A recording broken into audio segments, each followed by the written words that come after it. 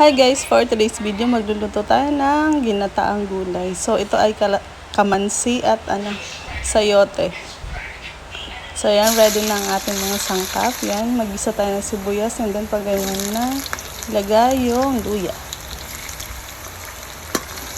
Siyempre haluin at antayin maluto yung luya. And then lagay natin yung sahog na dilis.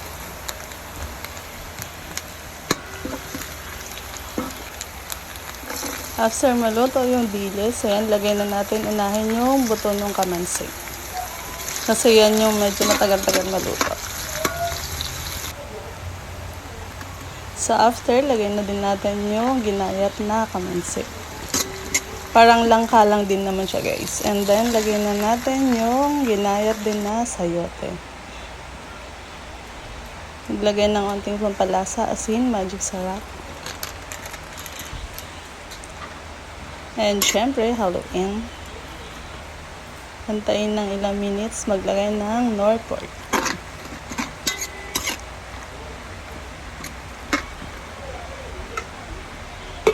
And takpan para mas mabilis maluto. And after, lagay na natin yung gata. So, ito nga pala guys ay yung fresh na gata. Yung nasa pack. Isang pack lang naman yan. Yan, Coco Mama, ang tatak. So, after ilang minutes ay luto na ang ating ginataang kamansi na may sayote.